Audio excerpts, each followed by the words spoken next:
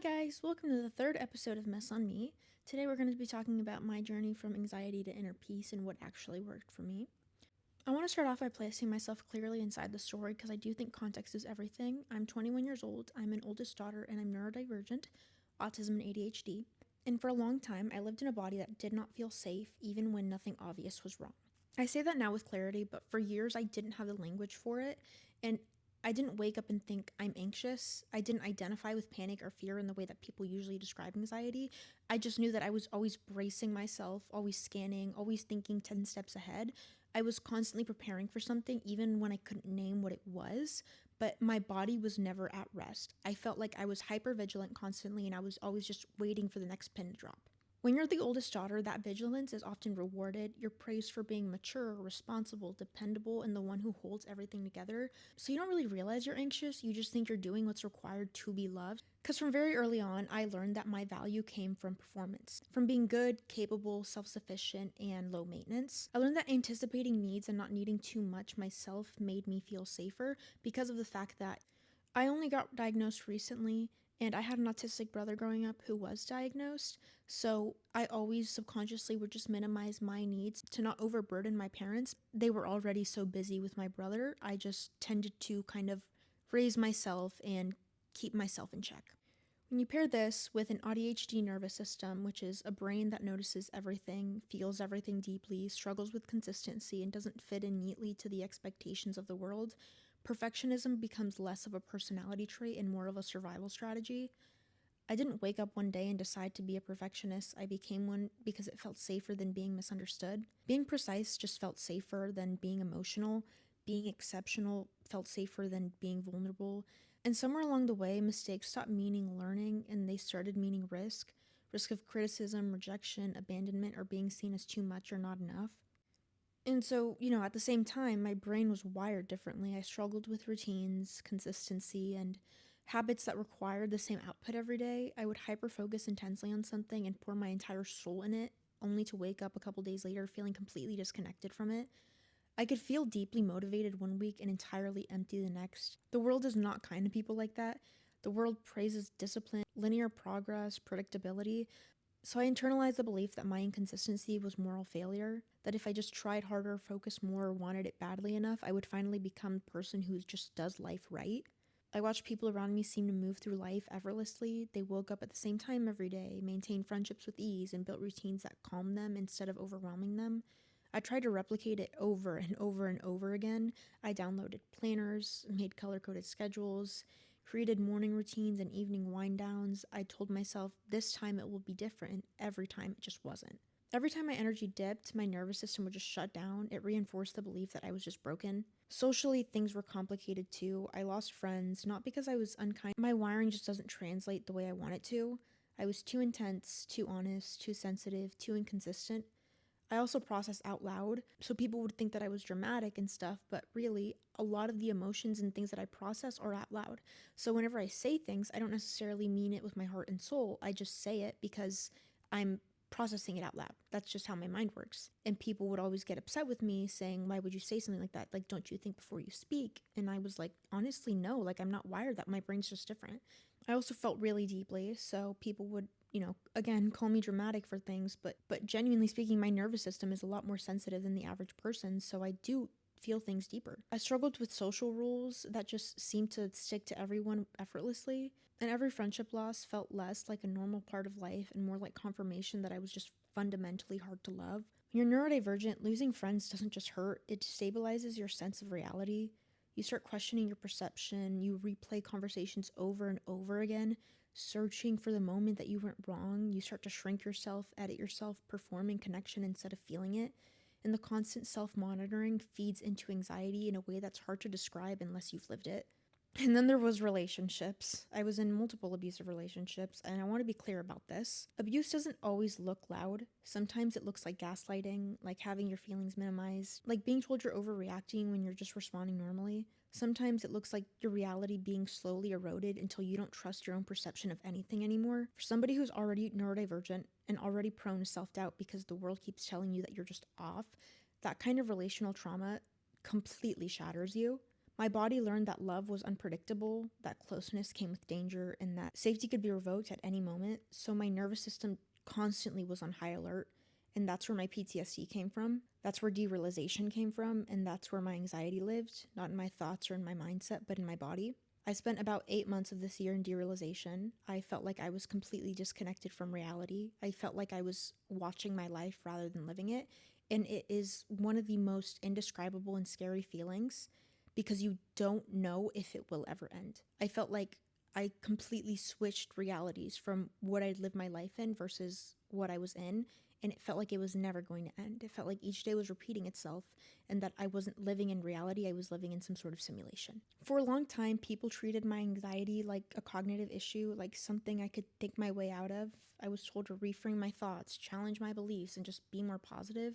While those tools can be helpful, they're never going to reach the root of what I was experiencing. My anxiety wasn't irrational or random. It was learned, it was adaptive, and just completely logical given what my nervous system had been through. I spent years trying to heal in ways that weren't designed for someone like me. I tried routines, forcing consistency, and systems that assumed safety already existed. When nothing stuck, I blamed myself. I thought healing just wasn't ever going to happen for me and that it would not work. I thought I lacked discipline and that my brain was the problem and I was just a lazy person. But deep down inside, I knew I want to get up. I want to do this stuff so badly, but I physically cannot get out of bed. And that's a brain issue. That's a nervous system issue. It's when your nervous system is trying so hard to keep you together, it's constantly keeping its energy on stabilizing you. So the act of getting out of bed to go work out, the act of getting out of bed to go do something you want to do, there's a literal separation from that because of the fact that you have executive dysfunction.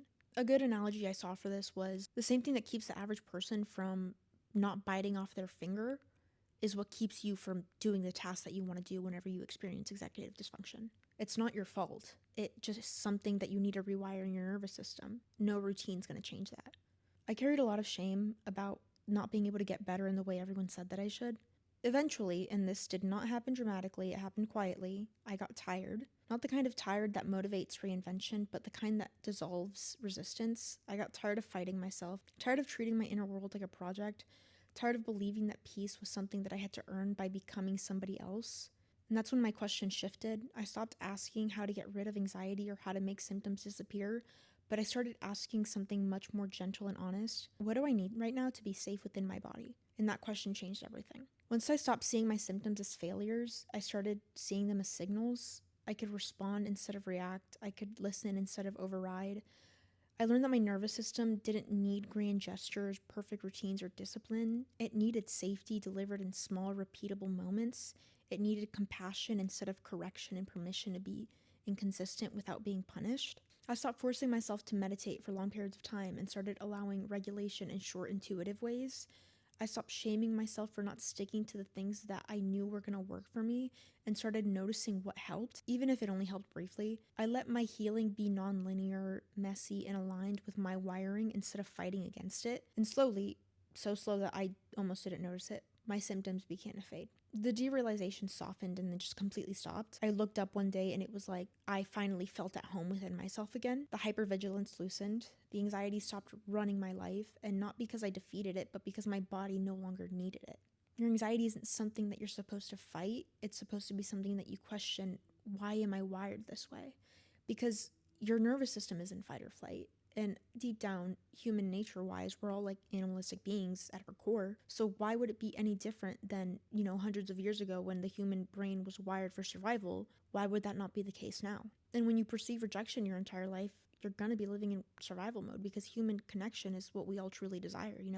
This feels important to say plainly. I don't have anxiety anymore, and I don't have PTSD. I don't experience derealization. I say that not to position myself as an exception, but to challenge the idea that some people are just like this forever, because they're not. Healing didn't make me less neurodivergent, less sensitive, or less intense. If anything, it made me more because of the fact that I'm no longer disassociated within my emotions and I actually, feel them instead of intellectualizing them. What it gave me, though, was a baseline sense of safety, and from that place, everything changed. Peace doesn't feel euphoric to me, it just feels steady. It feels like my emotions running through me without panic. Like if I'm sad, I just allow myself to be sad, and it doesn't feel like the sadness is never going to go away.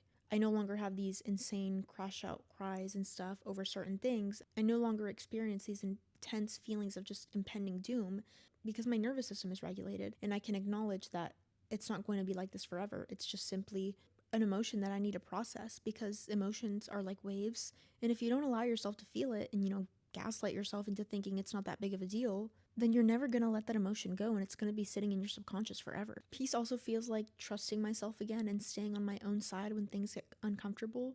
I used to very easily allow people to project onto me because I didn't know who I was, and I just believed everything that people told me about me. So that launched me into this whole self-development journey, trying to change every single thing about myself, when in reality I just needed to fix my nervous system and understand that a lot of people, because of the fact that they're experiencing cognitive dissonance, don't realize that they're projecting a lot of things onto me. For autistic brains, we say things at face value. There's no context or hidden agenda behind anything we say. We just say things plainly. So, for example, if I say, "How much longer are you guys going to be?" I just like a time estimate, because I like to have set plans and, just organization, have a nice estimate in anticipation of whenever things are going to be a certain way. And if things change, I would like communication on that. For an holistic brain, this can be perceived as, "How much longer are you going to be? You're taking forever," which then gets misconstrued and told that I'm a horrible person, that I'm impatient, that I have a horrible attitude, that I'm mean, that I'm stuck up. All this other stuff that people would tell me, when in reality, it was their own projection that they were putting onto me, when all I wanted to know was, how long are you going to take? If you're listening to this as an oldest daughter or a neurodivergent person, a perfectionist, or just in general a trauma survivor, especially if you tried everything and nothing has stuck, I want you to hear this clearly. Your brain is not broken. Your nervous system has just adapted to survive. Healing is possible, even if the conventional paths have not worked for you. You don't need to become more disciplined to be at peace. You don't need to fix your wiring or force consistency. What you need is safety and compassion, in a way of healing that doesn't require you to abandon yourself. That, more than anything else, is what actually worked. Stop allowing people to project. Self-reflect on your patterns and why you do the things that you do. Go into your childhood. Is the reason that you want a certain thing just because you want to please somebody else? Or do you genuinely want to do that? Do you feel like that's your soul's purpose? I didn't realize it, but a lot of the things that I was doing in my life, I felt so much anxiety over, and it was so hard for me to actually put action into it, is because I didn't want to do it. I was just trying to please somebody else in my life. And that's what boundaries are, It's being able to say, I don't want to do this thing, and I'm not going to abandon myself just to please you. Obviously, whenever you become at peace, you just generally want to be more helpful of people, and you become more compassionate just seeing the way other people operate. But also, an explanation is not an excuse. You do not need to take on somebody else's emotional baggage because of the fact that you see what they're struggling with. You can sit with somebody and hold a lamp while they're in the dark, but you cannot fix them. They ultimately have to fix themselves. With all of this said, here are 10 real steps to non-performative healing and to actually feel at peace within yourself, because real peace is whenever you can be in the chaos and still have this internal sense that everything's going to be okay. First is, stop treating symptoms as the problem. Just make a quiet agreement with yourself. Nothing my body does is wrong. Anxiety, shutdown, disassociation, inconsistency, these are communications, not character flaws. The moment you stop trying to eliminate them and instead ask yourself, what is this protecting me from? Your nervous system starts to soften.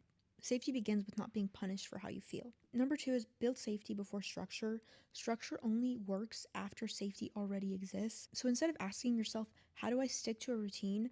Ask yourself, what makes today feel 5% safer in my own body?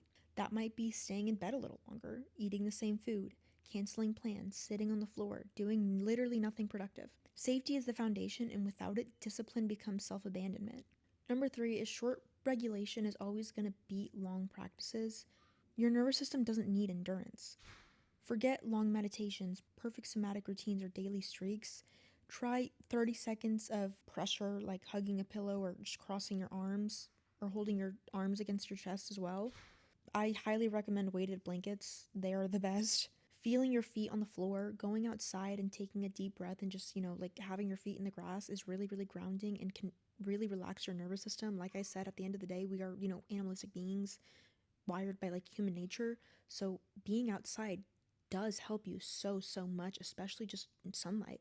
Exhaling a little longer than you inhale is also very good for the brain. It allows you to take in more oxygen, which helps you over time operate from the prefrontal cortex instead of the amygdala, which just naturally levels up your emotional intelligence and you just perceive things less from cognitive dissonance and from your own projections. Consistency is not required, relief is enough.